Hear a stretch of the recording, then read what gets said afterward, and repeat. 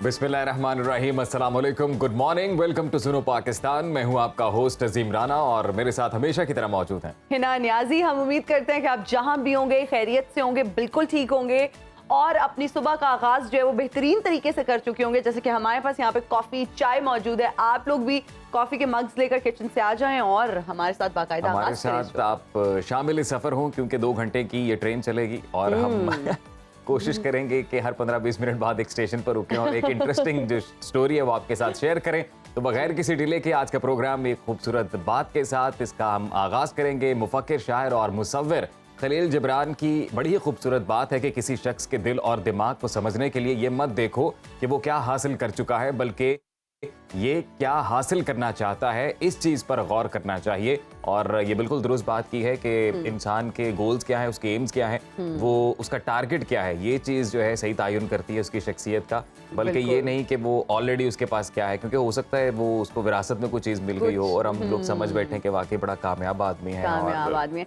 Exactly. जब आप जिंदगी में कुछ अचीव करते हैं, सबसे पहले तो उसके लिए गोल्स का सेट करना बहुत जरूरी है। आप अपने करियर के लिए जब मेहनत करते हैं और वाकई में आप कामयाबी हासिल करते हैं तो वो आपकी सही शख्सियत होती है और उसके लिए हमारी फैमिली का, हमारे खानदान का बहुत बड़ा हाथ होता है। देखने वाले ये भी सोच रहे होंगे कि खलील जिब्रान साहब थे कौन, तो उनके बारे में थोड़ा सा बैकग्राउंड भी बता दीजिए।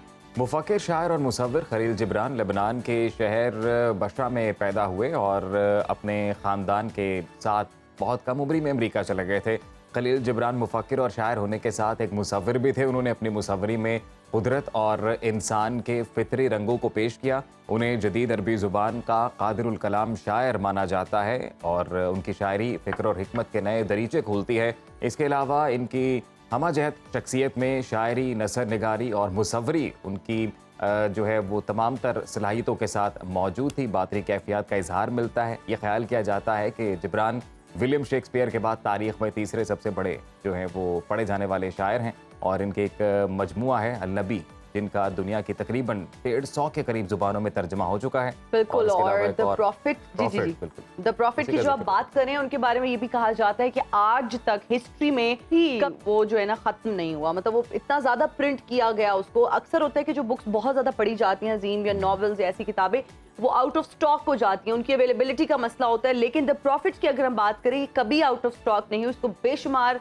जो है ना इसकी कॉपियां निकाली गई, इसको प्रिंट किया गया और अब तो ऑनलाइन भी ये दस्तयाब है। तो जब हम खलील जिब्रान की बात करते हैं, लिटरेचर के बच्चों को भी पढ़ाया जाता है और ये बहुत जरूरी है क्योंकि बहुत बड़े मुसन्निफ हैं, हम भी इनको पढ़ के आ चुके हैं और कहते हैं कि जी वजह शोहरत भी द प्रॉफिट ही है। प्रॉफिट ही है, एग्जैक्टली। फिर अगर हम थोड़ी सी इनके बारे में बात करें कि इनके लिवर का प्रॉब्लम इनको एक एज में जाके स्टार्ट हो गया था, जिसकी वजह से which caused death for him. और अगर इनकी राइटिंग्स की बात करें तो बहुत ज़्यादा स्टूडेंट्स को इंस्पायर करते हैं, जैसा अजीम ने भी बताया कि द प्रॉफिट इनकी जो राइटिंग है वो बहुत ज़्यादा पॉपुलर है, बहुत ज़्यादा पसंद की जाती है। मैं सजेस्ट करूंगा कि वो खवातीन और हज़रात जो प्रॉफिट नहीं पढ़ना चाहते हैं, क्योंकि कुछ लोग रीडिंग के इतना उन्हें शौक नहीं होता है, तो सोशल मीडिया पर बड़ी ही कमाल किस्म की एक एनिमेशन की सूरत में द प्रॉफिट के कार्टून्स अवेलेबल हैं। वो इनकी जो नॉवल है द प्रॉफिट के नाम से, उसके ऊपर बेस्ड है और बड़े जबरदस्त वो बनाई गई है मूवीज। Very good idea. बहुत सारे लोगों को किताब पढ़ना मुश्किल लगता है, लेकिन किताब आपका बेहतरीन दोस्त, किताब आपकी बेहतरीन दोस्त होती है, इसे जरूर पढ़ें। और अब हम प्रोग्राम में आगे बढ़ते हैं जी, बात करते हैं मुल्की सियासत की। मुल्की सियासत क्या मंजरनामा पेश कर रही है, अवाम बदतरीन महंगाई के अजाब को कैसे झेल रहे हैं और मईशत के अदादो शुमार हमें क्या बता रहे हैं। अगर हम बात करें इंटरनेशनल कार्टेल्स की, माफियाज की, जो मुल्क में इस वक्त महंगाई का राज है ना बरकरार है, उनके खिलाफ कार्रवाइयां जारी हैं और फिर आलमी हालात किस तरफ इशारा कर रहे हैं, तो इस पर एक नजर डालते हैं। नवाज शरीफ खुद ना आए, तारीख फिर आ गई। लीगी कायद का 15 अक्टूबर के बजाय 21 अक्टूबर को वापस आने का ऐलान। नून लीग की कारकुनों को फिर इस्तकबाल की तैयारियों की हिदायत। पीपल्स पार्टी का पंजाब में नून लीग को सख्त टक्कर देने का फैसला। नाराज रहनुमाओं को पार्टी में वापस लाने और मुतहरिक करने की हिकमत अमली तैयार। ईसीसी इजलास में भी मदऊ किए जाने पर गौर। करे कोई भरे कोई, हवाला हुंडी, जखीरा अंदोजी, बिजली गैस चोरी और स्मगलिंग में सियासतदान, ताजर, सरकारी इदारे और हुक्काम मुलव्विस निकले। महंगाई की सूरत में सजा अवाम भुगतने पर मजबूर। आईसीसी ने बाबर को ताज पहना दिया। आउट क्लास परफॉर्मेंस पर कप्तान बाबर आजम तीसरी मर्तबा प्लेयर ऑफ द मंथ करार। एजाज दोबारा मिलने पर कौमी कप्तान का इजहार मुसरत। तो ये हैं जी टॉप स्टोरीज। बड़ी खबर की जानिब बढ़ते हैं। मुल्क में सियासी सरगर्मियां बढ़ती दिखाई दे रही हैं। पीपल्स पार्टी मुतहरिक हो चुकी है, जबकि बिलावल भुट्टो को इंतखाबी मुहिम जोरों शोर से उनकी जानिब से जारी कर दी गई है। मगर लीगी कायद नवाज शरीफ की वापसी के हवाले से कयास आराइयां बढ़ती जा रही हैं और गुज़िश्ता रोज़ लंदन में नून लीग की बड़ी बैठक हुई है। नवाज शरीफ की वापसी की तारीख एक बार फिर तब्दील कर दी गई है। पहले 15 सितंबर की तारीख दी गई, फिर 15 अक्टूबर की तारीख सामने आई। अब ये कहा जा रहा है कि वो 21 अक्टूबर को वापस आएंगे और कारकुनों को इस्तकबाल की तैयारियों की हिदायत जारी कर दी गई हैं। दूसरी जानिब मुल्क भर में हवाला हुंडी, स्मगलिंग, ज़ख़ीरा अंदोज़ी, बिजली गैस और टैक्स चोरी के खिलाफ ताबड़तोड़ कार्रवाइयाँ जारी हैं। और अफसोस की बात यह है कि माफियाज और कार्टल्स के साथ साथ सियासतदान, सरकारी हुकाम, कानून नाफिज करने वाले इदारे, बैंकर्स और बड़ी बड़ी कंपनियों जो हैं वो इस घिनौने धंधे में मुलव्विस पाए गए हैं। मगर इसकी सज़ा कई बरसों से आम आदमी को ही दी जा रही है, महंगाई की सूरत में, और अवाम पर महंगाई की सूरत में जो एक बोझ डाला जा रहा है। तो इस तमाम तर सूरत हाल पर बात करते हैं। सीनियर तज्ज़ियाकार आमिर इलियास राना साहब हमारे साथ मौजूद हैं। जी, thank you so much for joining us in Suno Pakistan. Sir, अगर नवाज शरीफ साहब की वापसी की बात की जाए तो बहुत बार जो है वो तारीख तब्दील की जा चुकी है और अब 21 अक्टूबर की तारीख दी गई है। आप क्या समझते हैं कि नवाज शरीफ की वापसी में तमाम रुकावटें अब दूर हो चुकी हैं या अभी भी तारीख तब्दील की जा सकती है? देखें, जब तक वो आ नहीं जाते तो ये बातें चलती रहेंगी, लेकिन तारीख पहली दफा दी गई है मेरे हिसाब किताब से। मुख्तलिफ औकात में इनके सियासी रहनुमा कहते रहे फलां वक्त में आ जाएंगे, इतने अरसे बाद आ जाएंगे, और फिर एक चंद महीनों से ये बात हुई कि जी 16 सितंबर के बाद वो किसी भी वक्त आ जाएंगे। फिर 2 हफ्ते पहले ये बात शुरू हुई कि 15 अक्टूबर तक वो आ जाएंगे। और नवाज शरीफ ने 2 हफ्ते पहले जब पिंडी से कुछ लोग उनसे अपने हल्के के उनकी पार्टी के लोग मिलने पहुंचे हुए थे, तो वहां पहली दफा कहा था कि आप लोग तैयारी करें, अक्टूबर में मैं आ रहा हूं और दूसरे हफ्ते में मैं आ रहा हूं। और हमारा बयानिया यही होगा कि जो हमने 17-18 तक गवर्नमेंट की थी उसका इमरान खान से मुवाजना किया जाएगा कि उन्होंने आके क्या क्या किया, और इसी पे फिर गुफ्तगू शुरू हुई। और कल शहबाज शरीफ साहब ने नवाज शरीफ साहब की मौजूदगी में तारीख दी 21 अक्टूबर की। अब उससे ये बज़ाहिर लग रहा है कि कुछ क्लियरेंस इन मामलात पे हो चुकी है कि इलेक्शन फरवरी के दूसरे तीसरे हफ्ते में होने जा रहे हैं, इसीलिए नवाज शरीफ वापस आ रहे हैं। कुछ लोगों ने फवाद हसन फवाद का कल वफाकी वजीर होना उसको भी जोड़ा उस बात से कि जी उनके चूंकि वो प्रिंसिपल सेक्रेटरी रहे हैं, जबकि मैं ये समझता हूँ कि फवाद हसन फवाद बिल्कुल प्रिंसिपल सेक्रेटरी रहे और उन्हीं असूलों की बुनियाद पे जो वो प्राइम मिनिस्टर थे नवाज शरीफ उनके सामने डट के बोल देते थे कि ये काम ऐसे नहीं ऐसे होना चाहिए, और एक भी फाइल पे नवाज शरीफ के खिलाफ केस इमरान खान नहीं बना सके कि ये उन्होंने फ़ायदा उठाया बतौर वज़ीर आज़म, और ये प्रिंसिपल सेक्रेटरी थे और इनको वादा माफ गवाह बनाने की कोशिश की गई। तो उनको खालिस्तान आपको एक टेक्नोक्रेट की सूरत में भी देखना है, और ये भी समझने की जरूरत होगी कि आजम खान अगर 26 दिन घर से बाहर रहे तो वो क्यों खामोश हुए, और फवाद हसन फवाद जिन्हें बतौर प्रिंसिपल सेक्रेटरी बताया जाता था, उसके बाद वो डीजी सिविल सर्विस एकेडमी हुए, वहां से उनके समन इश्यू होते थे और वो नैब पहुंचते थे। नैब में पकड़ा गया और उन्होंने इंटरव्यूज में भी कहा कि मेरे सामने सादा कागज रखा गया कि आप इस पे साइन करें और चले जाएं, जब हमें जरूरत होगी हम ये इस्तेमाल कर लेंगे। यही काम आहद चीमा के साथ किया गया। ये होता है फर्क कि आप अपने साथी कैसे चुनते हैं, वो इब्तला में आपके साथ खड़े होते हैं या नहीं। इमरान खान के साथ बताएं जिस पे हाथ गला कौन खड़ा हुआ, और नवाज शरीफ के लोगों के साथ क्या क्या कुछ नहीं हुआ, लेकिन कोई भागा नहीं, कोई दौड़ा नहीं।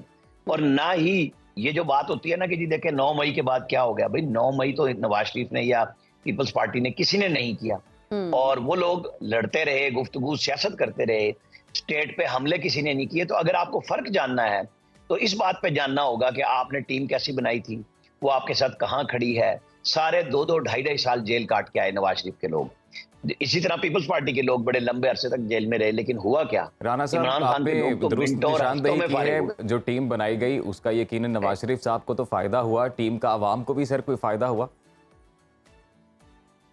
देखें, अगर आप उस टीम को जिसको जो कि मैं बात कर रहा हूं, जब फवाद हसन से मैंने जिक्र शुरू किया, क्या आवाम को क्या नुकसान हुआ जब गवर्नमेंट मौजूद थी और गवर्नमेंट जा रही थी? नुकसान तो शुरू हुआ जब खान साहब को उनकी वो बातें आने लगी कि मैं खुदकुशी कर लूंगा, IMF के पास नहीं जाऊंगा।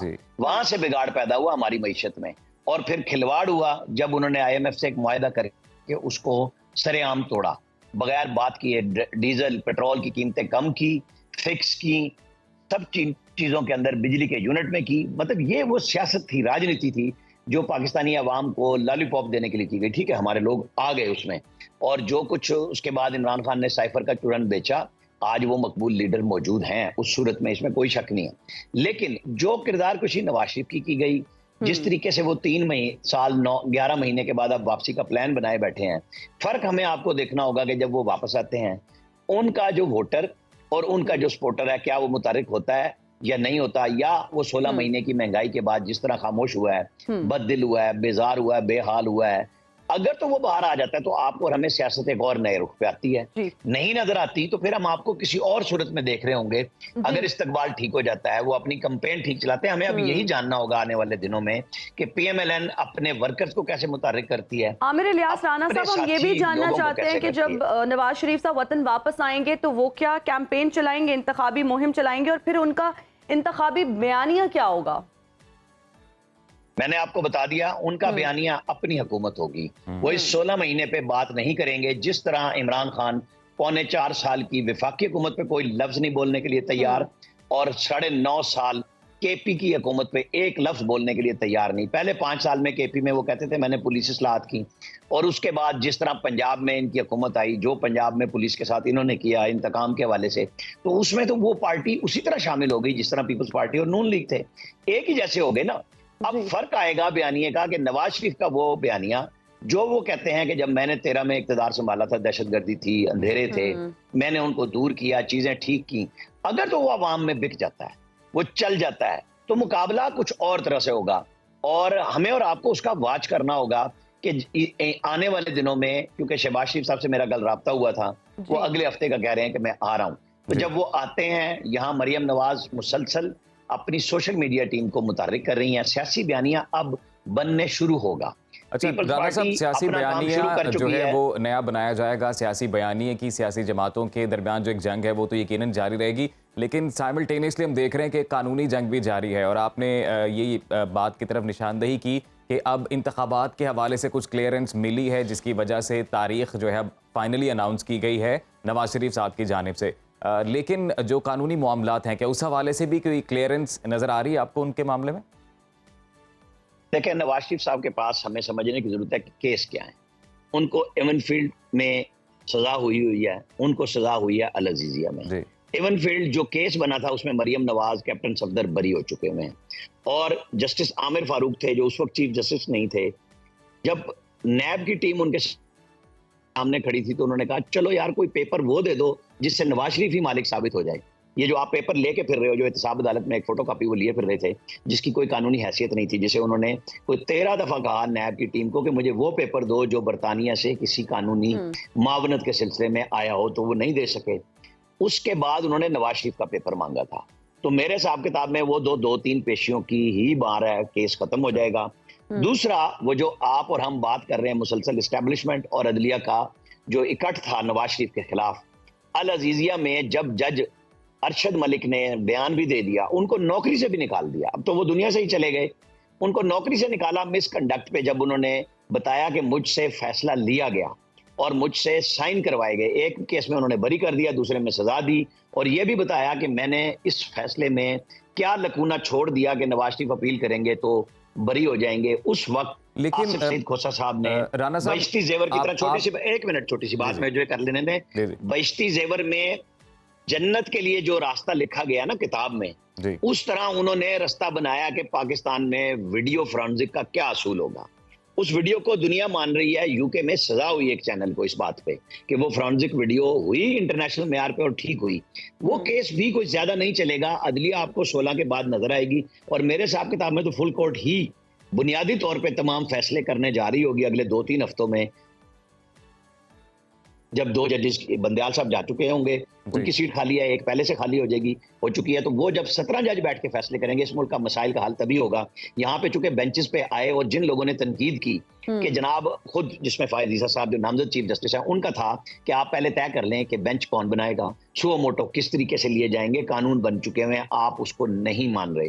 तो ये चीजें जाहिर चीफ जस्टिस साहब को खुद तय करनी है, और मेरे ख्याल में फुल कोर्ट के अलावा जो जस्टिस मंसूर अली शाह, जस्टिस अथर मिनल्ला, जमाल बंदूखेल, मुख्तलिफ जजेस ने राय दी कोर्ट में बैठ के। मैं और आप ये कोई सीक्रेट गुफ्तगू नहीं शेयर कर रहे कि उनकी कोई हमने कोई कमरों की गुफ्तगू चलाई है, बात कर रहे हैं। हम वो बात कर रहे हैं जो उन्होंने कोर्ट में कहा कि रोस्टर ऑफ द मास्टर, जो रोस्टर बनाता है उसका जो मास्टर है उसका एक तरीकाकार होना चाहिए। ये नहीं है कि 17 जजेस जब बराबर हैं तो एक ही बंदा सारे फैसले करे। ये जजेस ने कहा, बैठ के कहा, कानून बना। एक कानून को सदर ने अभी असेंट भी नहीं दी थी, उसको सस्पेंड कर दिया गया।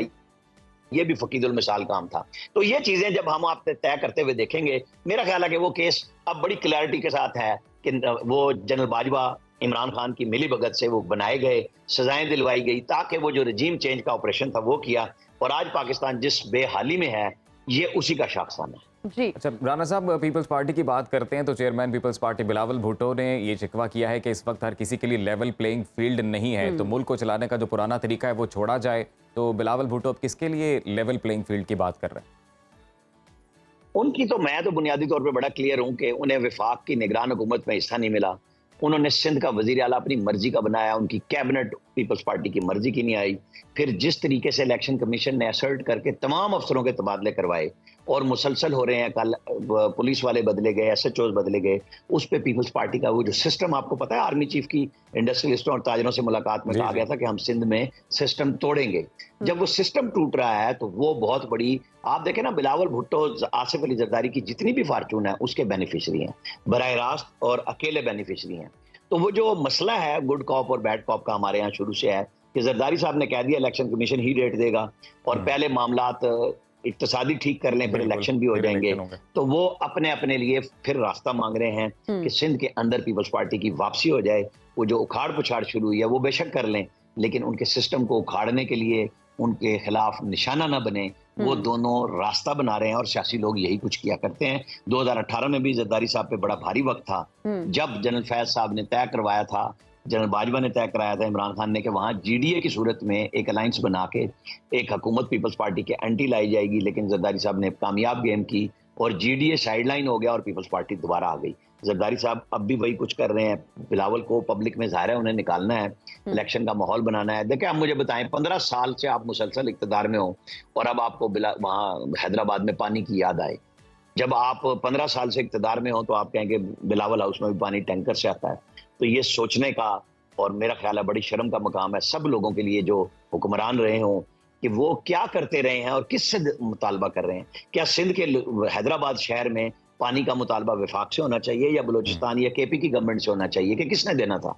ये जनाब बिलावल साहब की अपनी पार्टी और उनकी हुकूमत को देना चाहिए था। उनके दाएं बाएं मुराद अली शाह खड़े होते हैं, सब मुस्कुरा रहे होते हैं, कोई इस बात का जवाब नहीं दे रहा होता कि ये क्या कैंपेन हो रही है। आमिर इलियास राना साहब, बहुत शुक्रिया आपके वक्त का। सर आपने सुनो पाकिस्तान को टाइम दिया, जो पॉलिटिकल डेवलपमेंट है उस पर तफसीली गुफ्तगू की। और अब मेरे ख्याल से ही ना ब्रेक की जाने पड़ते हैं। बिल्कुल जी नाज़रीन, अभी लेंगे एक ब्रेक, हाजिर होंगे ब्रेक के बाद। देखते रहिए सुनो पाकिस्तान।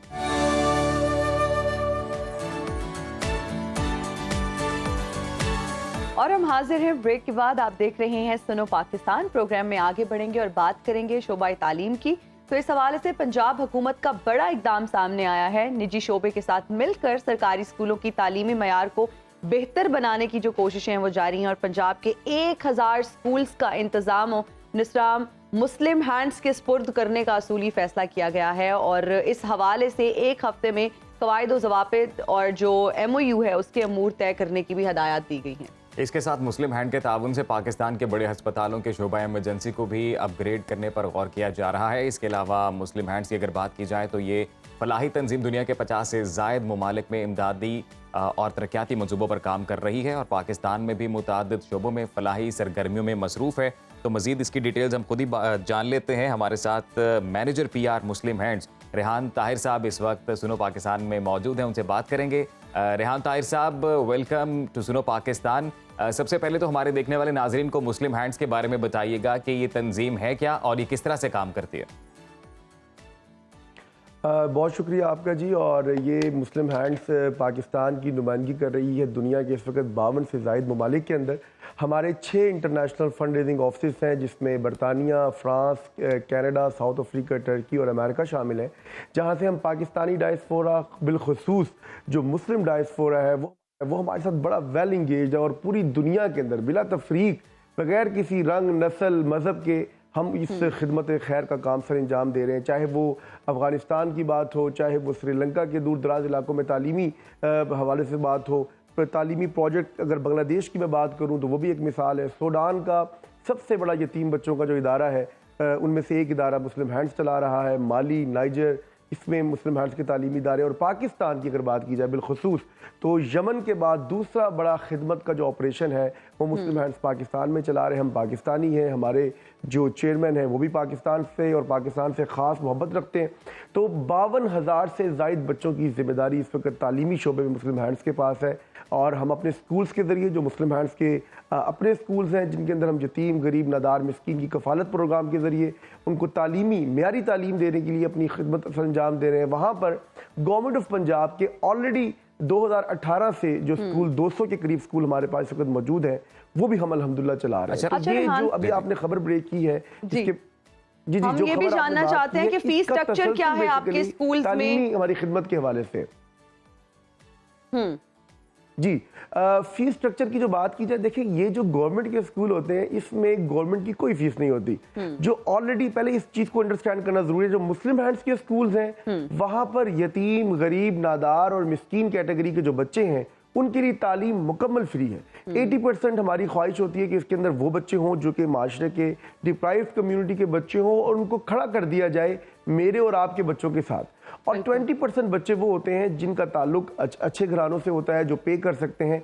उनको एक ही क्लासरूम के अंदर एक मुताबिकत रखते हुए एक मेयारी तालीम दी जाती है जिसमें वो मतवाजन नज़र भी आए और माशरे का एक अहम शहरी बन सके। ये तो हमारे मॉडल्स हो गए। लेकिन जब बात करते हैं गवर्नमेंट्स के स्कूल की, जो ऑलरेडी हमारे पास मौजूद है 200 से ज़ायद, उसमें अभी रिसेंटली गवर्नमेंट ऑफ पंजाब ने जनवरी के अंदर हमें 55 से ज़ायद स्कूल डिस्ट्रिक्ट शेखुपुरा के अंदर सिर्फ दिए। और उसकी बुनियादी वजह ये थी कि वो स्कूल वो हैं कि जहाँ पर गवर्नमेंट की कोई फीस नहीं होती। हमने उस स्कूल के अंदर गवर्नमेंट का हाथ बटाया, गवर्नमेंट के इन स्कूलों के अंदर उनकी जो सर्विसेज हैं उनके मेयार को बेहतर किया, टीचर की ट्रेनिंग्स को बेहतर किया और स्कूल के इंफ्रास्ट्रक्चर को बेहतर किया, जिसकी बिना पर सबसे इंपॉर्टेंट बात कि हमारा जो रिजल्ट है इन गवर्नमेंट के सरकारी स्कूलों का, हमारे स्कूल तो बात की बात में करता हूँ, 99.9% रिजल्ट आया इन गवर्नमेंट के स्कूल्स का जिनको मुस्लिम हैंड्स चला रही थी। रेहान ताहिर साहब, अभी मजीद हुकूमत पंजाब की जानिब से 1000 स्कूल मुस्लिम हैंड्स के सपोर्ट करने का फैसला किया गया है, तो किस तरह से देख रहे हैं आप इस डिसीजन को? कितनी तैयारी है और क्या गोल है आपके फ्यूचर के लिए?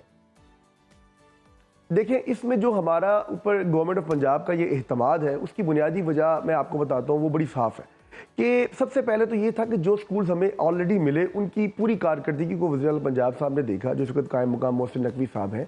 उन्होंने स्कूल की प्रोग्रेस रिव्यू रिपोर्ट को निकाला, उन्होंने स्कूल की जो एग्जामिनेशन की जो सक्सेस रेट है उसको निकाला और उसके बाद उन्होंने उसके इंफ्रास्ट्रक्चर का मुआयना किया। आप हैरान होंगे, वो स्कूल जो हमारे पास मौजूद हैं, चाहे वो अपर पंजाब और नॉर्थ पंजाब के एरियाज़ के अंदर मौजूद थे, वहाँ पर स्कूल के इंफ्रास्ट्रक्चर में एक काफ़ी बहुत बड़ी तब्दीली नजर आई है। उसकी मैं मिसाल आपको दे देता हूँ। नंबर 1, हमने वॉश की फैसिलिटीज़ को वहाँ पर स्कूल में इंक्लूड किया, जिसके अंदर पानी के साफ़ पानी की फराहमी है। पहले बच्चे नलके के पानी से पानी पीते थे, वहाँ पर अब प्रॉपर जो है वाटर फिल्ट्रेशन प्लांट्स लग चुके हैं, वहाँ पर वाटर की स्पेसिफिक सहूलियात मौजूद है।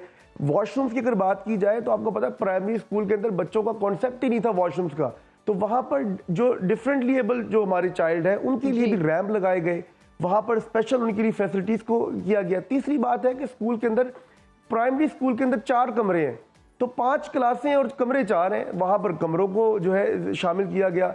ये हमारी इसके अंदर बड़ी एक कैफियत थी, एक अच्छी मैक्सिमम खिदमत थी। और जहाँ पर पंखे नहीं हैं, जहाँ पर खिड़कियाँ नहीं हैं, जहाँ पर कलर स्कीम्स नहीं हैं आपकी छोटी क्लासेस के अंदर, हमने उन तमाम चीज़ों का नक्शा यकसर तब्दील कर दिया। और चौथी सबसे इंपॉर्टेंट बात ये कि जो मुस्लिम हैंड्स के ऑन गोइंग रिलीफ प्रोग्राम्स हैं, हमने इंक्लूसिवनेस को सामने रखते हुए, इंटीग्रेशन अप्रोच को मद्देनजर रखते हुए इन तमाम प्रोग्राम्स में इन सरकारी स्कूलों के गरीब बच्चों को शामिल हाल किया। मिसाल के तौर पे ईद कुर्बान में गोश्त की तकसीम है, रमज़ान मुबारक में राशन की तकसीम है, सर्दियों के अंदर सर्दियों के कपड़ों की तकसीम है। हम इन तमाम शोबाजात में, ये वो चीज़ें जो गवर्नमेंट ऑफ पंजाब ने हमें नहीं कहीं, लेकिन ये हमारी रजा कराना ख्वाहिश और खिदमत है इन कौम के बच्चों के लिए, ताकि इनका रुख सरकारी तालीमी इदारों की तरफ हो जाए। प्राइवेट माफिया इस मुल्क के अंदर तालीम को बेच रहा है, खरीद रहा है, गरीब का बच्चा गरीब से गरीब हो रहा है, अपलिफ्ट नहीं हो पा रहा। आप पहले खुशी का इजहार, जो इस वक्त कौम के अंदर एक खुशी की लहर है, वो खुशी की लहर की बुनियादी वजह यह है कि कौम को ये यकीन हो गया कि वो लोग जब काम करेंगे, अपनी कारकर्दगी दिखाएंगे, तो ना सिर्फ मुस्लिम हैंड्स बल्कि हम जैसे दीगर और बहुत सारे इदारे, मैं कहता हूँ पंजाब में 2 लाख सरकारी स्कूल हैं। देखिए, ये मेरी बात सुनिएगा जरा, 2 लाख सरकारी स्कूल हैं, 2 लाख सरकारी स्कूल में बहुत काम करने की जरूरत है। बहुत काम करने की ज़रूरत है 2 लाख स्कूल में। अच्छा, ये बताइएगा कि अभी मुस्लिम हैंड्स के आपके पास जितने भी स्कूल्स हैं, आपने सारी डिटेल्स बताई हैं, कितने टोटल स्टूडेंट्स हैं, नंबर ऑफ स्टूडेंट्स कितने हैं जिनको वहाँ पर ये तमाम जो बुनियादी सहूलियात हैं ये प्रोवाइड की जा रही हैं? अभी तो जो हमारे साथ इस वक्त सरकारी स्कूल जो हमारे पास मौजूद हैं, इनकी तादाद 200 के करीब है, जो अभी इस वक्त हमारे पास इंडेक्स मौजूद है। इस सरकारी स्कूलों के अंदर 36,000 के करीब जो है तालबात जो है तालीम हासिल कर रहे हैं। और जब ये स्कूल हमें दिए गए, हमने जब इनको अडॉप्ट किया, इन स्कूलों की जो तादाद थी वो 4,800 कुछ के करीब थी। आप हैरान होंगे, इन तमाम खिदमात के जो है तनाजुर में अगर मैं ये बात करूं और हमारी डेडिकेटेड टीम की बात करूं, हमारे जो एजुकेशनल स्टाफ है जो कि इसके ऊपर उन्होंने बड़ा तनदही के साथ काम किया, तो अमेजिंगली ये तादाद के अंदर एक बहुत बड़ा इंक्रीमेंट आया है। कहाँ 4,800 और कहाँ 36,000 का फिगर। तो अल्हम्दुलिल्लाह अब जो स्कूल हमें मिलेंगे जिसकी आप बात करें, इंशाल्लाह उसके अंदर भी एक बेहतरी और एक तब्दीली नजर आएगी। अच्छा रेहान ताहिर साहब, मुस्लिम हैंड्स की अगर बात करें तो आलमी इदारों के साथ मिलकर भी काम कर रही है और ब्रिटिश काउंसिल के साथ भी एक मुहिम चला रही है, टेक चाइल्ड टू स्कूल। तो इस मुहिम के हवाले से भी बताइएगा, किस हद तक ये कामयाब रही है? देखिए, इसमें कुछ डिस्ट्रिक्ट KPK के हमारे पास हैं, पंजाब के हमारे पास हैं और दीगर काफ़ी सूबाजात के अंदर छोटी छोटी तंजीमात को हम भी फंड करते हैं ताकि वो इस मुहिम में हमारे साथ शामिल हो जाए। देखिए, पढ़ा लिखा पंजाब एक मुहिम पंजाब के अंदर शुरू हुई, अब बढ़ेगा पंजाब, अब लिखेगा पंजाब। ये वो तमाम मुहिम होती हैं जो कि तालीम के शोबे को बेहतर और स्ट्रेंथन करने के लिए इस्तेमाल की जाती हैं, कारफरमा साबित होती हैं। हमारी भी इस मुहिम का मकसद ये था कि वॉलंटियर्स के जरिए सबसे पहले उन वालदैन को आगाही और शऊर दिया जाए कि वो अपने बच्चों को स्कूल भेजने के काबिल हो जाए। आपको याद होगा, आज से 2 दहाई कबल जब हमने पढ़ा लिखा पंजाब की बात की तो 200 रुपये वजीफा मिलता था उस गरीब के बच्चे को। जब वो स्कूल आता था और उसकी 80% अगर उसकी जो है एजुकेशन रेट होता था, वो क्लास में हाजिर होता था, उसका जो हाजिरी का जो तनासब था। लेकिन अब वो उस मुहिम ने बहुत तब्दीली लाई, पंजाब के अंदर ख्वानगी की शरह बढ़ गई। लेकिन इस वक्त भी आपको पता है कि लोग गरीब से गरीब हो रहे हैं, मुल्क में इकोनॉमी की सूरत हाल बेहतर नहीं है। तो हमने इस मुहिम के जरिए कोशिश ये करनी है कि लोगों के बच्चों को सरकारी स्कूलों तक लेकर आए ताकि हुकूमत पाकिस्तान पर, हुकूमत पंजाब पर लोगों का बिल्कुल। रेहान ताहिर साहब, बड़ी अच्छी काविश है आपकी फाउंडेशन की, आपकी ऑर्गेनाइजेशन की, मुस्लिम हैंड्स की जानिब से बड़ा ही नेक काम है जिसका आगाज किया गया। बहुत शुक्रिया, आपने आज वक्त दिया सुनो पाकिस्तान को, और यकीनन हमारे जो हैं वो भी मुस्तफीद हुए होंगे कि अब जो गरीब हैं उनका भी बुनियादी हक है ऑब्वियसली तालीम हासिल करने का, और उनको जो वर्ल्ड क्लास सहूलियत फराम की जा रही हैं मुस्लिम हैंड्स के जरिए, और फिर किस तरह की ये सहूलतें दे रहे हैं, इस बात का अंदाज़ा इसी चीज़ से लगाया जा सकता है कि हुकूमत जो पंजाब है उनकी जानिब से भी 1000 स्कूल जो अब हैं वो हवाले किए गए हैं मुस्लिम हैंड्स के। तो एक अच्छी काविश है, एक अच्छा इनिशिएटिव है, और हम उम्मीद करते हैं कि आप अपने बच्चों को स्कूल ज़रूर भेजें।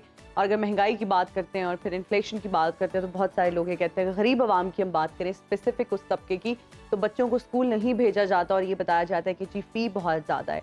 लेकिन मुफ्त अब आप अपने बच्चों को जो है वो वर्ल्ड क्लास एजुकेशन फराहम कर सकते हैं। और इसमें अगर हम मुस्लिम हैंड्स की बात करें तो भाई उनका ये इनिशिएटिव बहुत ज़बरदस्त है। अभी लेंगे एक ब्रेक, हंसते रहेंगे, ब्रेक के बाद देखते रहिए सुनो पाकिस्तान।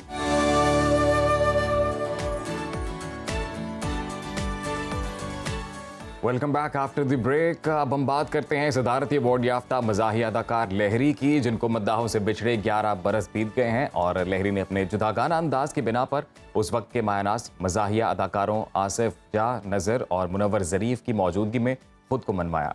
जब हम कॉमेडी की बात करते हैं, इस जॉनर की बात करते हैं अजीम, तो it's a very difficult genre. लोगों को हंसाना जो है ना, what I personally believe is really difficult. लोगों के चेहरों पर मुस्कुराहटें बिखेरना ये बहुत मुश्किल काम है। अपने इमोशंस को छुपाते हुए, आपके अंदर कुछ भी हो रहा है, आपकी ज़िंदगी में कुछ भी चल रहा है, आपकी पर्सनल लाइफ में कुछ भी चल रहा है, उन सारी चीज़ों को साइड पर रखते हुए जब आप लोगों को हंसाते हैं और मयारी कॉमेडी करते हैं, जो कि अनफॉर्चुनेटली अगर हम आजकल के दौर की बात करें तो वो मयारी कॉमेडी अब हमें नजर नहीं आती। बिल्कुल, और अनफॉर्चुनेटली हम लोग भी लहरी साहब का काम उस तरह से उतनी डिटेल में नहीं देख सके जितना हमारे बड़े देख सके। और मेरे वालिद साहब भी अक्सर जिक्र करते हैं कि लहरी साहब वन ऑफ द फेवरेट, जो कॉमेडी उन्होंने की है बड़ी कमाल। और बिल्कुल। और जिन लोगों के साथ फिर उन्होंने काम किया, मुनव्वर ज़रीफ साहब की अगर हम बात करें, नज़र की अगर हम बात करें ना, ट्रीमेंडस आर्टिस्ट। और अब के जो हम आर्टिस्ट की बात करते हैं, कॉमेडियंस की अक्सर बात करते हैं, तो वो इन लोगों को कॉपी करते हैं, मिमिक करने की कोशिश करते हैं। और अगर आप कॉमेडी में अपनी पहचान बनाते हैं, मैं कहती हूँ ये एक ऐसा जॉनरा है जिसमें मोइन आप अख्तर साहब बड़े मद्दाह थे लेरी साहब के। मुझे याद पड़ता है, Exactly. मैंने एक वीडियो देखी मोइन अख्तर साहब की, जब मोइन अख्तर साहब बहुत यंग थे जी। अपनी जवानी में, हाँ और जी। उन्होंने मिमिक किया है लेरी साहब को। एक उनकी वीडियो बड़ी फेमस भी यूट्यूब पे मिल जाती है। तो मोइन अख्तर इटसेल्फ जो इतने अमेजिंग, इतने वर्सेटाइल एक्टर हैं, Exactly. और वो भी लेरी साहब के बड़े फैन थे। बड़े फैन थे। और अगर हम बात करें ना, कॉमेडी में बड़ी थिन लाइन होती है कि आप किसी को डिसरिस्पेक्ट ना करें, आप किसी के इमोशंस को हर्ट ना करें और उस लाइन को क्रॉस ना करें, आप आपकी किसी बात से किसी की दिल आजारी ना हो। तो ये सारी चीज़ों का ख्याल रखा जाता था और मयारी कॉमेडी की जाती थी। इस तरह के जो आर्टिस्ट हैं भाई, वो हमारा असासा हैं। और मैं कहती हूँ हमारी यूथ को इनकी वीडियोस, इनके ड्रामास जरूर देखने चाहिए, ताकि हमें बहुत कुछ ब्रेक सीखने भी को हमारा एक असासा है ना, जैसे ब्रेक comedy। हमारा तो ब्रेक पर चलते हैं जी, आप कहीं मत जाइएगा, हम वापस आएंगे ब्रेक के बाद। आप देखते रहें सुनो पाकिस्तान।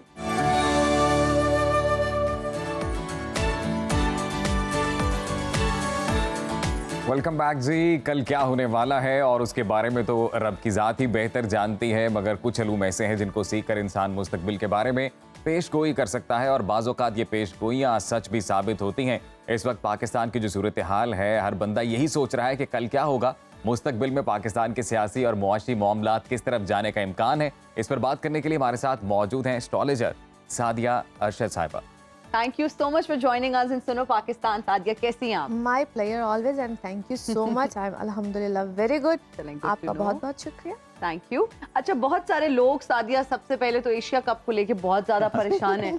हर बंदा ये जानना चाहता है कि क्या पाकिस्तान जो है वो फाइनल में पहुंच जाएगा, तो ये बता दीजिए। अच्छा देखिए, आज तो मेरे पास है टैरो कार्ड, आज कार्ड जी है। बिल्कुल। लास्ट टाइम मैं नहीं लेकर आई थी, बिल्कुल। फर्स्ट शो में मैं आपके साथ जब थी तो हाँ जी। कार्ड्स मैं बिल्कुल हमने लेकर आई लास्ट थी। टाइम बहुत मिस किया कार्ड्स को। जी, तो लेट्स सी Exactly. कार्ड्स की मदद से ही जानते हैं। की मेरा मदद से ख्याल है कि जी। रादर देन कि मैं कुछ कहूँ, आप पाकिस्तान के हवाले से पूछ रहे हैं, जी, तो देखते हैं फाइनल जी, में फाइनल में, पहुंचेगा या जी। नहीं एशिया कप के वैसे हिना, फाइनल आपको में? क्या लगता है जब तक कार्ड्स निकल रहे मुझे हैं? लगता है पहुंचेगा, लेकिन जीतेगा नहीं।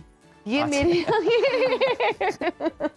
अच्छा जी, अकॉर्डिंग टू द कार्ड्स ऐसा लगता है कि जिस तरह अभी बहुत ज़्यादा कोई मेहनत है, एंड टाइम पे जाके शायद कुछ मुझे प्रॉब्लम नजर आती है। ओए It होए। अच्छा। seems, हाँ। मतलब वो हिना वाली बात के फाइनल में फाइनल में पहुंच जाएंगे, लेकिन फाइनल जीतेंगे या नहीं है? मुझे लगता है कि देखो, विनिंग कार्ड है, वाह वाह। ओह, सेलिब्रेशन है, वेरी नाइस। और काफ़ी तो कहते हैं मेहनत भी दरकार है, दुआएं भी दरकार है, और एंड में तो मुझे विनिंग कार्ड विनिंग कार्ड। मिला अच्छा, है, तो मतलब कि जो पाकिस्तान फाइनल है वो जीतेंगे हम फाइनल लोग। जीत जाएंगे हम लोग। फिर मैं लगा लूं शर्त वगैरह, बेट शर्ट जिससे लगानी है, जिसको मैं कह रही हूँ कि तुमने खाना खिलाना है, मैंने नहीं, पाकिस्तान नहीं जीतेगा, चलो पाकिस्तान जीतेगा, चलेंगे। मैं काफी तो कह हद रहा था तक एक बैट यहाँ हम यहीं पे पे तो- लगा लें। लेकिन उसमें दुआएं भी बहुत ज्यादा और दवाएं भी दुआएं बहुत भी ज्यादा हैं, और देखो एक्चुअली ना क्या है कि हम लोग बहुत ज़्यादा वो, क्योंकि एक बीच में ग्रीफ कार्ड भी है, तो ऐसे लगता है जिस तरह कोई रांझ, हम बीच में कोई पोजीशन खराब होती हुई भी नजर आती है, बट एंड वाला कार्ड बड़ा अच्छा आया है। क्या पता हम All जीते that ना, matters. लेकिन फिर भी जैसा बाबर आजम की आज हम बात कर रहे थे कि टॉप नहीं, प्लेयर्स मुझे में मुझे ग्रीफ कार्ड लग रहा है जो पाकिस्तान इंडिया का मैच हुआ है तो लास्ट। शायद वो तो अच्छा, वो पता नहीं, हम लोग वो ऐसे लगता है जिस तरह हम लोग वो गेम के मैदान में नहीं है, हम लोग जी। बॉर्डर पे खेल रहे हैं, बॉर्डर सही बात। एग्जैक्टली। तो वो शायद उसकी एक ऐसी एक आती है। अच्छा सादिया, ये भी कल के मैच के हवाले से अगर हम बात करें तो लोग जानना चाहते हैं कि हमारा जो श्रीलंका के साथ मैच है, क्या बारिश होगी या मैच हम खेल पाएंगे? इस पर भी अच्छा वैसे ना ये बड़ा एक मुझे क्योंकि जिस मुल्क में वो मैचेस खेले जा रहे हैं, अब वहाँ पे Exactly. बारिश ना हो या हाँ, बारिश कोलंबो हुए। में ना, वेदर भी बड़ा वहाँ पे थोड़ा सा लेकिन है इंडिया की हट धर्मी के हवाले से हम क्या कहें, वेन्यू तब्दील करने की जब भी बात की गई तो उन्होंने हट धर्मी जो है वो ना, चीजें ना politicize तो planned किया होती गया। हैं, but absolutely. Let's see cards. उनकी जानिब से तो स्पोर्ट्स को भी पॉलिटिसाइज कर दिया गया है वैसे, क्योंकि मेजबानी तो पाकिस्तान की बनती थी और होना थी। ये चाहिए था कि यहाँ यहाँ पर रौनक होने लगती है, चाहिए यहाँ थे के मैदान रौनक। आबाद अच्छा होते देखो, बड़ा इंटरेस्टिंग कार्ड आया है, अच्छा, बड़ा interesting. It's a tricky card. मैंने बोला था ना कि कुछ चीजें प्लान्ड होती हैं, और देखो मैं बोल रही थी वो कार्ड आ गया। It's a tricky card. हर चीज पे ऐसे लगता है जिस तरह बड़ा ट्रिक है, और हाँ मुझे ऐसे लगता है कि जिस तरह आपने बारिश के हवाले से लेके जी। क्वेश्चन किया था, समटाइम्स मैंने फर्स्ट प्रोग्राम में बताया था कि आप क्वेश्चन कुछ करते हैं और उसका आउटकम किसी और अंदाज से आता है। ये मैंने फर्स्ट शो में आपको बताया था। मुझे ऐसा लगता है कुछ चीज़ें ना क्रिएट की जाती हैं, यानी कि आप प्लान की जाती हैं, क्रिएट की जाती हैं। अब यहाँ पे मुझे ऐसा लग रहा है कि जिस तरह चीज़ को या मामले को, अब मैं ये तो नहीं कह रही, लेकिन कुछ सिचुएशन को जिस तरह चेंज किया जाएगा लास्ट ठीक है 11th आवर पे और मामला को, मतलब थोड़ा अनक्लियर पिक्चर है, लेकिन चीजें जिस तरह से कुछ क्रिएट किया जाएगा, कोई शायद सोल्यूशन हो या कोई प्रॉब्लम हो। हाँ जी, शायद जिस तरह कभी होता है ना कि आप वो जिस तरह इस दफा हुआ था कि मैच को अगले दिन पे बिल्कुल ले गए, रिजर्व डे पे। रिजर्व तो दैट वाज जिस तरह सीन क्रिएट किया गया था। तो बहुत से मैचेस में जो आइंदा आने वाले मैचेस भी होंगे, उसमें आप यूँ कह लें कि जिस तरह सिचुएशंस को क्रिएट किया जाए, ओके सिचुएशंस क्रिएट होंगे। ओके क्योंकि वो इंटरेस्टिंग सिचुएशन जब बनती है मैच में, तो फिर ऑब्वियसली वो उसके सोल्यूशन के लिए कोई ना कोई रास्ता तो निकाला जाता है। तो हमने तो बात की स्पोर्ट्स के मुतालिक, लेकिन हम बात सियासत की भी करेंगे, मईशत की भी करेंगे। और फिर जब हम मईशत की बात करते हैं तो सबसे बड़ा सवाल यही ज़हन में आता है कि ये मामला किस जानिब जाएंगे। तो गालिबन लास्ट मंथ जब सादिया साहब आई थी तो मईशत के हवाले से बात करते हुए उन्होंने एक बड़ी दिलचस्प पेशन गोई की थी। पहले हम अपने नाज़रीन को वो दिखाते हैं, फिर उस पर बात करते हैं। हाँ जी बिल्कुल।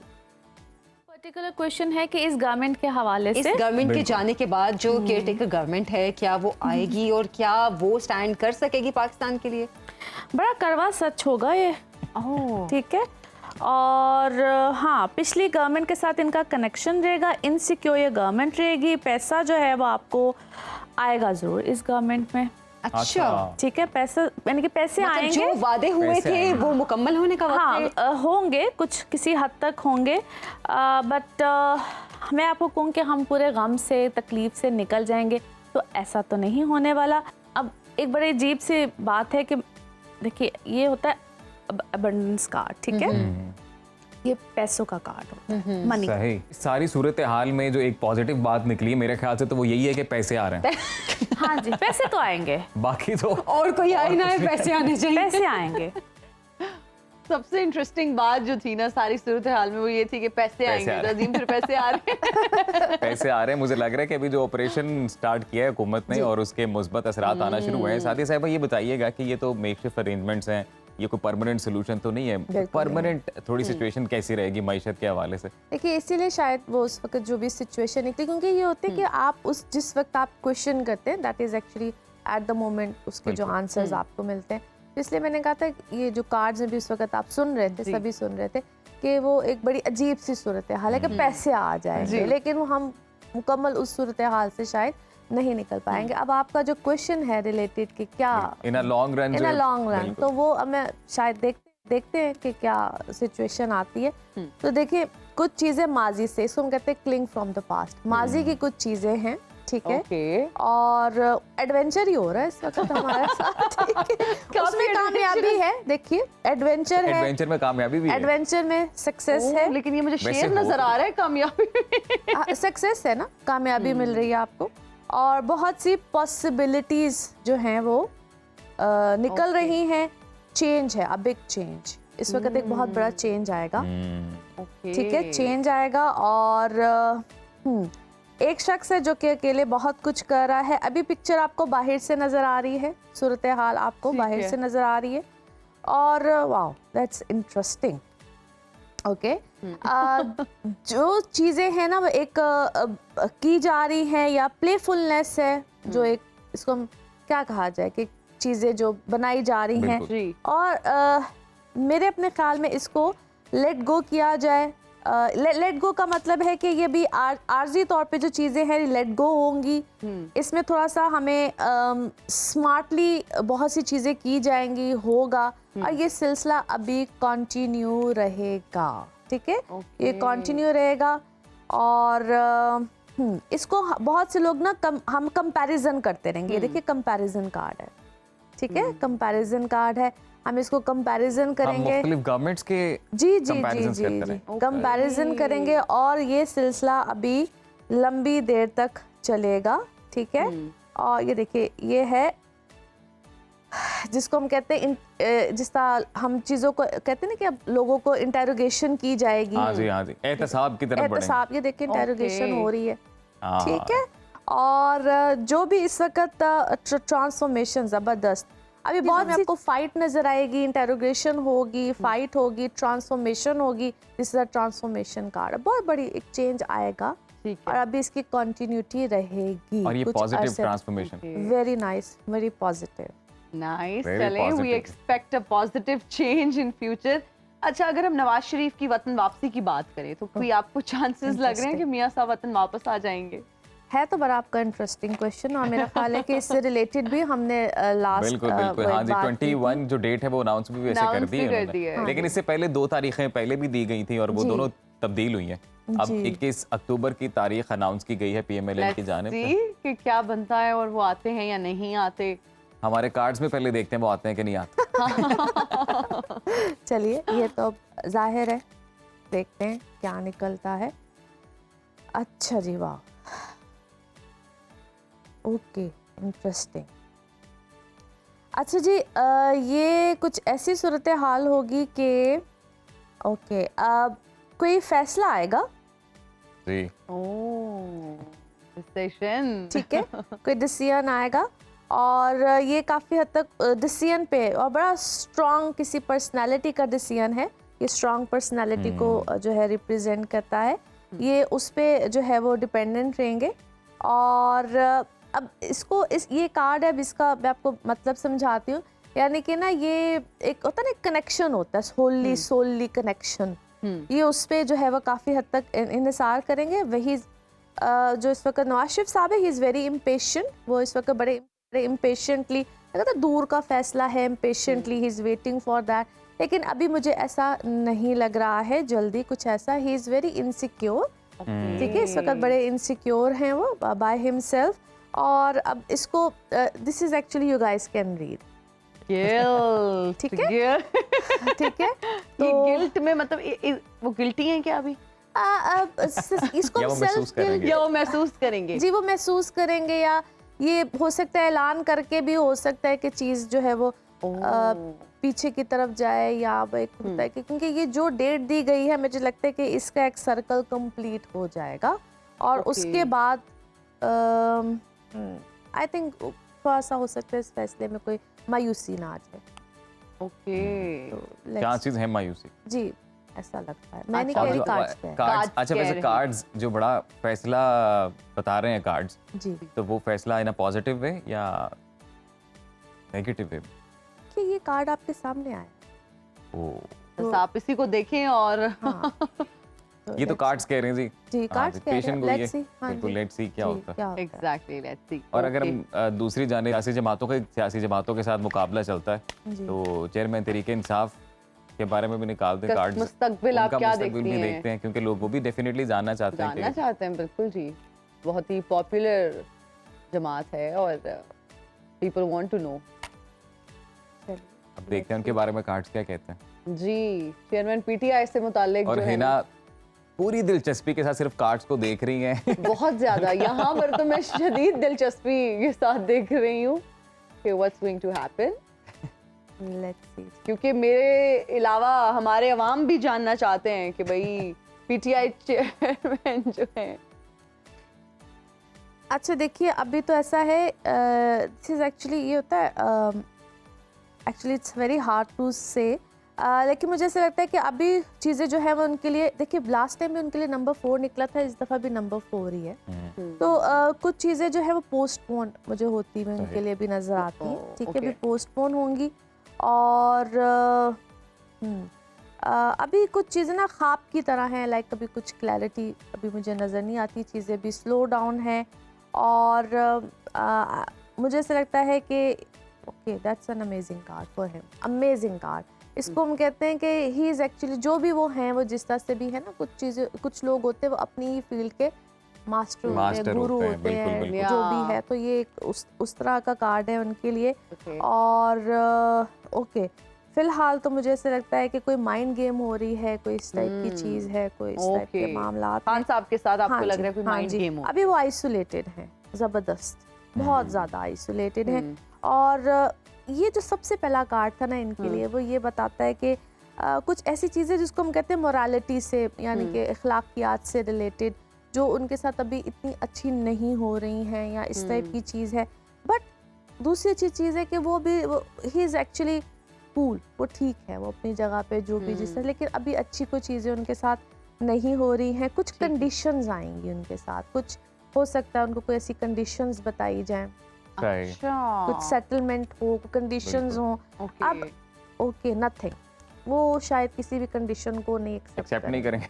ओके, वैसे खान साहब के हवाले से तो ये कहा भी जाता है कि वो अच्छा, और ब्लैंक कार्ड मैंने पहली दफा टैरो कार्ड के डाक में देखे। ब्लैंक कार्ड ही आ गया है। ब्लैंक कार्ड है, नथिंग, किसी कंडीशन को उन्होंने नहीं मानना।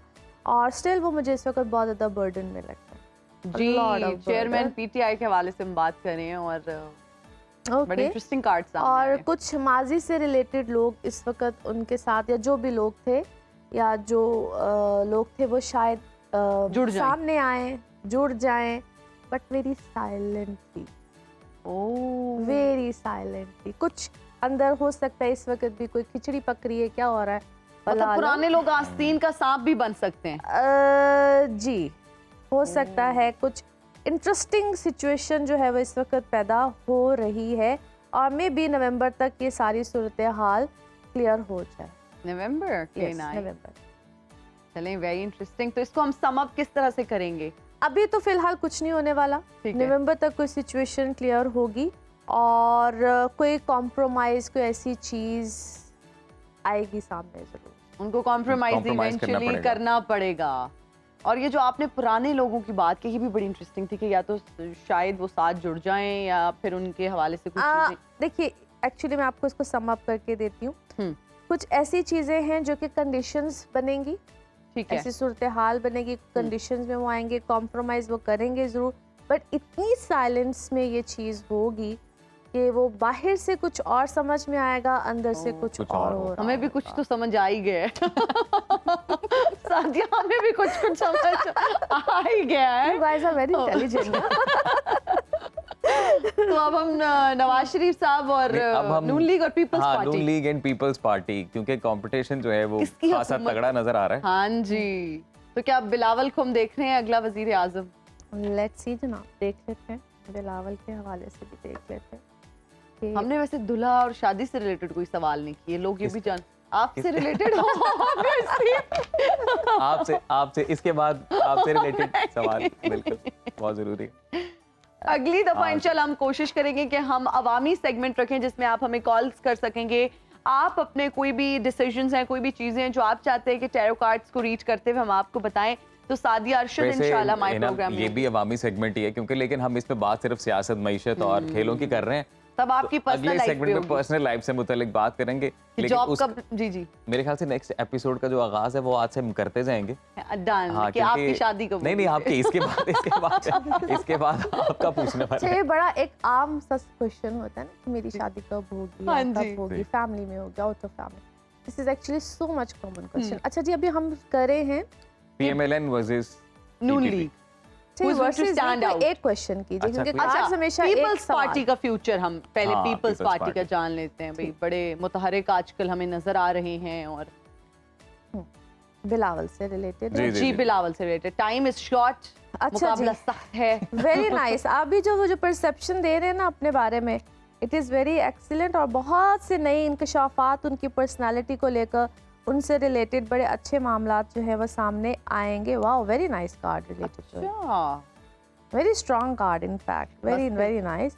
और कुछ अपने क्या है, फादर से भी रिलेटेड उनका वेरी वाइज, बड़ी विजडम के साथ वो इस वक्त चल रहे हैं। Very Very nice, nice. Very nice. और मेरे अपने ख्याल में तो वो उनके अंदर इम्प्रूवमेंट भी है। और कुछ क्या है, कुछ लोग इस वक्त उनके पीछे हैं, वो जो लोग हैं वो कोई पावरफुल लोग हैं जो भी है, जी बट जी, मेरे ख्याल में उनके आगे बहुत से नए इकदाम वो करने जा रहे हैं, ओके। जो कि उनके हक में बड़े अच्छे साबित होंगे। अरे वाह, जबरदस्त। मतलब आने वाले दिन में हम चेयरमैन पीपल्स पार्टी को किसी बड़े ओहदे पर देख सकते हैं। देख सकते देख सकते हैं कार्ड्स कुछ आर। उनकी फेवर Really में है good. जी कार्ड्स। तो मरियम नवाज साहिबा का फ्यूचर आप क्या देखती हैं नून लीग में? जल्दी से मरियम के बता बारे में देख लेते हैं। अच्छा जी, विक्टिम हाँ, ओह माय मुझे ऐसा लगता है गॉड। कि वो विक्टिम कार्ड ज्यादा प्ले करती हैं, वो जी। खुद भी विक्टिम कार्ड ज्यादा जी प्ले करती जी, हैं। ओके। और थोड़ा सा वो अभी शायद वंस अगेन मे बी वो आइसोलेशन में Isolation में। शायद ठीक चली है। जाए। और उनको शायद वो क्या है एक मदरली फिगर एंड ऑल जी। दैट, उसमें शायद अभी आप देखिए या शायद अपने बेटे को वो कहीं आगे लेकर आए, ठीक है। और थोड़ा सा डुअल पर्सनालिटी का कार्ड आता है। एनी हाउ वो चीज़ों को एक्सपैंड करने के बारे में सोचेंगी, कोई नई चीज़ को लॉन्च करने के बारे में वो सोच रही हैं, कुछ नया लॉन्च करेंगी, कोई बयानी आने वाला है उनका नया ना, तो शायद इस हवाले से तो भी कुछ ऐसी चीज़ें अभी आएंगी। काफ़ी कुछ सेहत का उनका है मसला, कोई सेहत भी उनकी थोड़ी सी मुझे- चलिए अल्लाह ताला उनको सेहत दें अगर कोई ऐसा इशू है, लेकिन ये कार्ड्स कह रहे हैं। जी, ठीक है जी। नथिंग मेरा कोई पर्सनल जी, जाहिर जी। है ये एक इल्म है। बिल्कुल हाँ, कार्ड्स बिल्कुल। है और ये एक नॉलेज प्रेडिक्शन है, है। It's a prediction, just a बिल्कुल। प्रेडिक्शन। मेरे ख्याल से Thank इसको you। लाइटर नोट पे प्रेडिक्शन के बिल्कुल तौर पर ही जी। लेना चाहिए। ऐसे ही है। Exactly. Thank you so much Sadia Arshad, बहुत शुक्रिया My आपकी pleasure, तशरीफ आने always। का। हम आपको फिर से जहमत देंगे और कार्ड्स पे बात करेंगे और फिर अपनी पर्सनल लाइफ से रिलेटेड बहुत सारे सवाल करेंगे। नाज़रीन अभी लेंगे एक ब्रेक, हाजिर होंगे ब्रेक के बाद। देखते रहिए सुनो पाकिस्तान।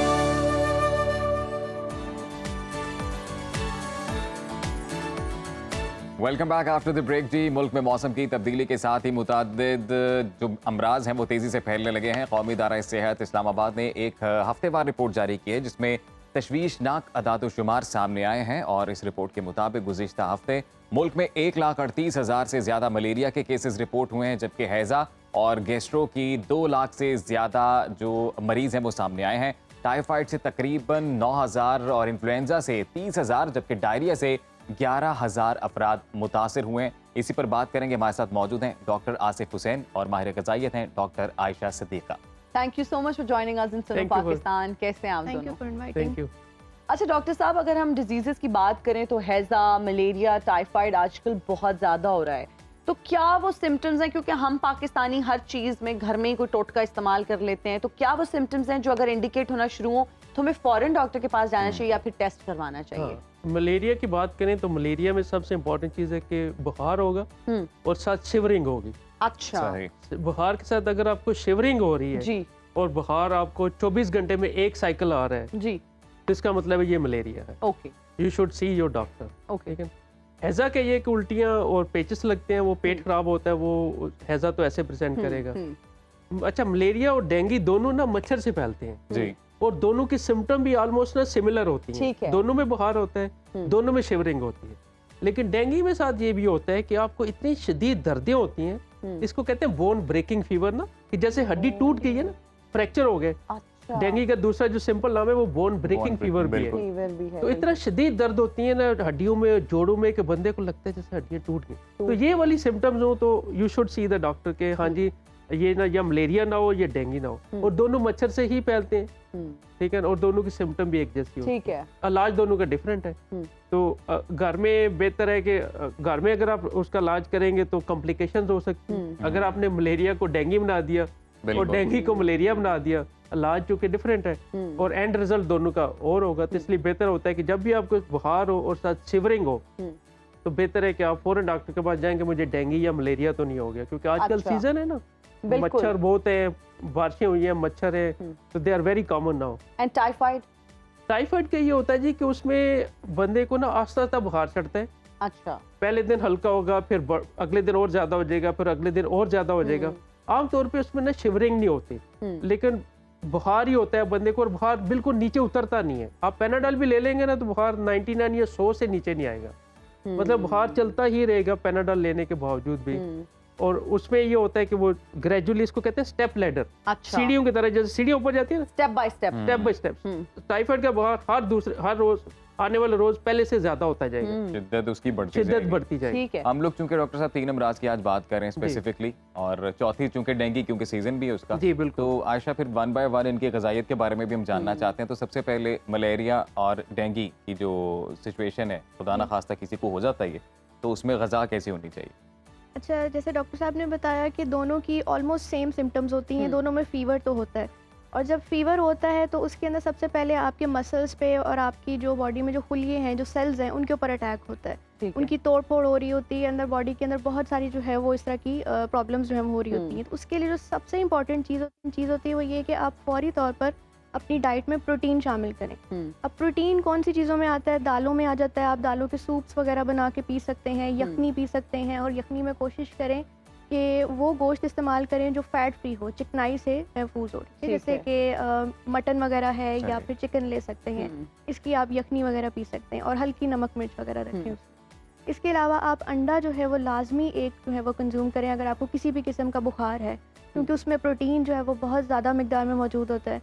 तो अगर आप अंडा लेते हैं, ख़ासतौर पे बॉइल्ड अंडा अगर लेते हैं तो वो सबसे बेहतरीन है आपके लिए। और वो सिर्फ एग वाइट भी ले सकते हैं और एग योक भी, लेकिन कंडीशन पे डिपेंड करता है। अगर आपकी डाइजेस्टिव सिस्टम, आपका निज़ाम हज़म अभी कमज़ोर है और आप इजीली खाना डाइजेस्ट नहीं कर पा रहे, जूसेस के हवाले से आप ना क्या कहेंगी डॉक्टर साहिबा? क्योंकि अगर डायरिया हुआ है, खुदा न खास्ता कोई गैस्ट्रिक प्रॉब्लम हुआ है, तो उसमें जूसेस मना किया जाता है कि आप इनटेक कम करें, तो आप क्या कहेंगी उसमें ये होता है कि जब आपको डायरिया होता है तो उसमें सॉफ्ट डाइट लेते हैं। सॉफ्ट डाइट के अंदर आपने वो तमाम चीज़ें लेनी है जो आप इजीली एक तो कंज्यूम भी कर सकें और डाइजेस्ट भी कर सकें, क्योंकि आपका डाइजेस्टिव सिस्टम, आपका निज़ाम हज़म पहले से कमज़ोर होता है।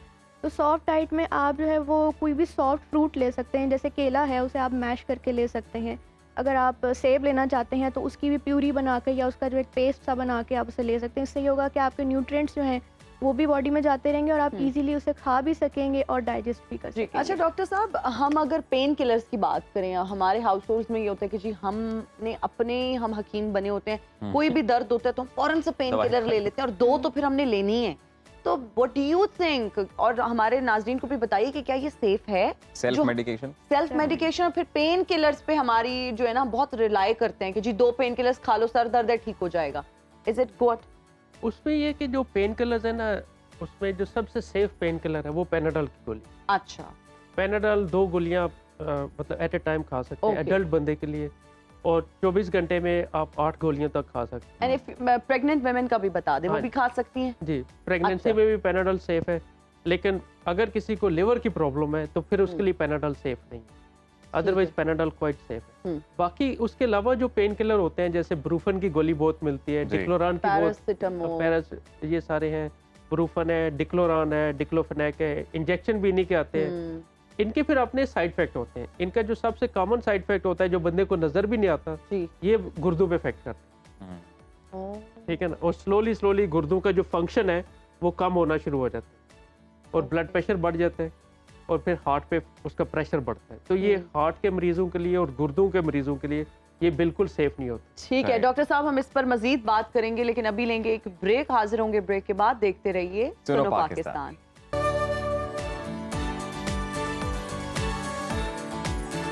Welcome back after the break. जी, ब्रेक पे जाने से पहले बात कर रहे थे, डॉक्टर आयशा हमें बता रही थी कौन कौन सी ग़िज़ा लेनी चाहिए जब आपको खुदा न खास्ता डेंगू या मलेरिया हो जाए, हैज़ा हो जाए या टाइफाइड हो जाए। तो डॉक्टर आसिफ साहब हमारे साथ मौजूद हैं। डॉक्टर साहब, मैं ये जानना चाहता हूँ कि वो कहते हैं कि prevention is better than cure. तो जिन अमराज का आज हम जिक्र कर रहे हैं, मलेरिया, हैज़ा और टाइफाइड, तो एहतियात किस तरह से की जाती है कि इन अमराज से बंदा बच ही जाए, दूर ही रहे? हाँ जी, देखिए जो हैज़ा और टाइफाइड है ना, ये दोनों खुराक के मुंह वाले रास्ते से एंटर होता है बॉडी में। गंदा पानी होगा या कंटेमिनेटेड फूड होगी तो उससे ये बॉडी में आएगा। तो बॉइलिंग वाटर, पानी को बॉयल करके अगर आप पियेंगे तो उससे ये जरासीम मर जाते हैं। एक तो ये सबसे इम्पोर्टेंट, क्योंकि हमारा वाटर अक्सर कंटेमिनेटेड होता है, तो ज़्यादा कॉमन सोर्स वही है। तो बॉइल्ड वाटर, घर में पानी को उबाल लें, उसको ठंडा करके पी लें, ये ठीक है ना। और फिर जो फूड है उसको भी हाइजीनिक होना ज़रूरी है, क्योंकि this is the common source of these two infection. तो अगर आप वो करें तो ये 2 चीज़ें कम हो जाती। और फिर वैक्सीन भी अवेलेबल है, टाइफाइड की तो स्पेशली वैक्सीन है, ठीक है, आप हर साल या 2 साल में एक दफ़ा लगवा सकते हैं उस वैक्सीन, तो उससे भी टाइफाइड के चांसेस कम हो जाते हैं। और डेंगू की भी अभी वैक्सीन अवेलेबल है कोई? डेंगू की वैक्सीन अभी हमारे मुल्क में नहीं है, अभी वो अंडर ट्रायल है, अभी वो अवेलेबल है। ठीक है जी।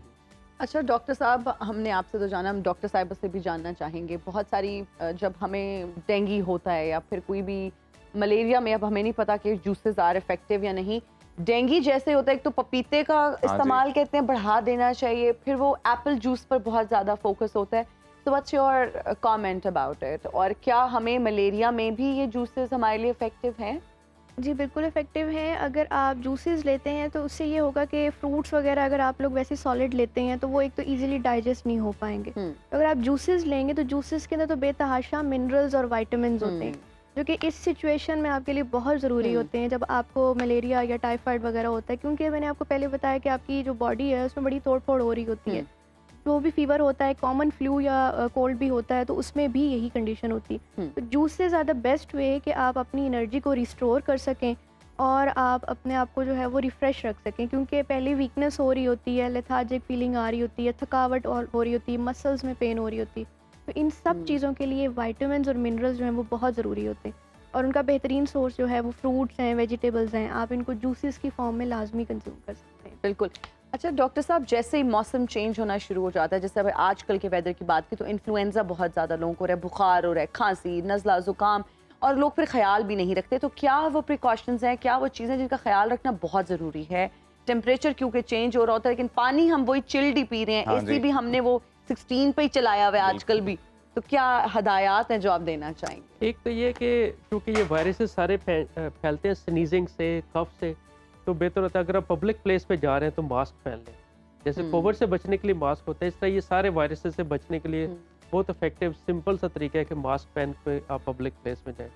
दूसरा ये कि अगर सिम्टम हो गए तो आप दूसरों को जो आपके घर में वल्नरेबल है, जैसे बूढ़े हैं या बच्चे हैं, उनसे जरा फासला कर लें ताकि उनको ना हो जाए। ठीक है। यंग हेल्दी बंदे को तो ये वायरस खुद ही खत्म हो जाते हैं, 3-4 दिन नज़ला ज़ुकाम रह के ना ठीक हो जाता है। लेकिन जो बूढ़े लोग हैं उन बेचारों में मसला बन जाए। तो अपने वालिदैन या जो घर में फैमिली में बड़े हैं उनको बचा लें, उनसे फासला रखें, मास्क पहन के पब्लिक प्लेस पे जाएं। और सबसे इम्पोर्टेंट चीज़ है कि इस एंटीबायोटिक काम नहीं करती वायरस के लिए ना, तो मेडिकल स्टोर पे जाके खुद जाके एंटीबायोटिक खरीद के तो वो मत ले लें कि जी एंटीबायोटिक ले लें।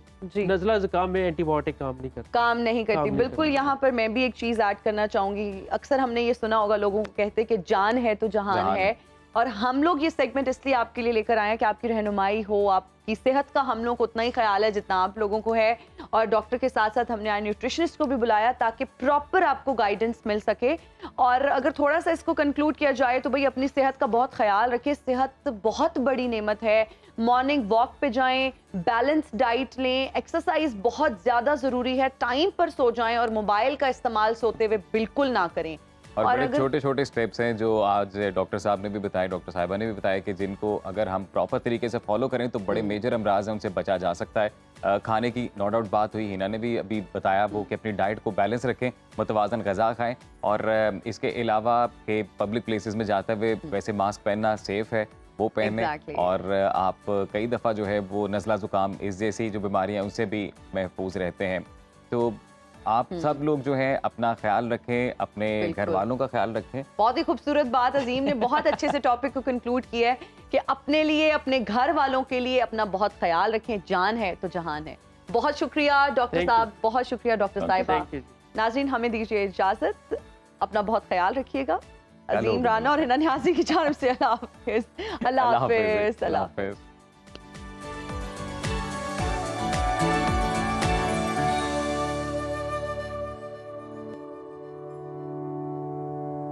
अगर आप गैर जानिबदार और बेलाग तज्ज़ियों और तबसरों में दिलचस्पी रखते हैं तो अभी सुनो न्यूज़ का यूट्यूब चैनल सब्सक्राइब कीजिए और बेल आइकन पे क्लिक कीजिए।